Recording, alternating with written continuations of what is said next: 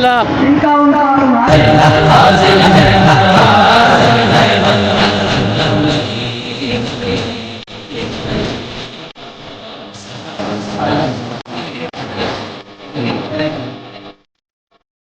दुनिया से तशरीफ ले गए, अपनी उम्मत को याद आ गए हैं।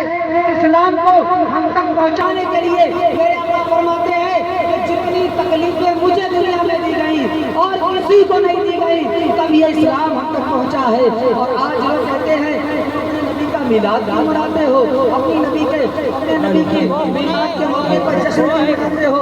हम तो कहते हैं कि इंसान हर रोज अपने नबी का मिलाद मनाए, फिर भी उनका हक अदा नहीं करे। हर रोज इंसान अपने नबी का मिलाद मनाए। मेरे आका फरमाते हैं कि मुझ पर और बिलाल पर 30 दिन 1 महीना ऐसा गुजरा कि हमारे पास खाने की चीजें मुहैया नहीं थी। साहबे इकराम जब खाना देखते तो रोने लगते थे।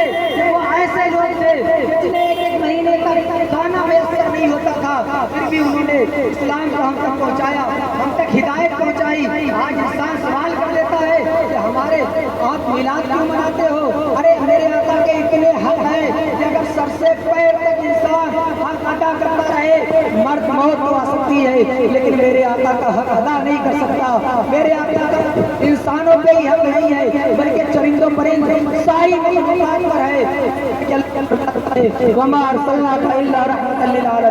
हमारे आका आए, पश्चिम से जानवर पूरब की तरफ दौड़ पड़े।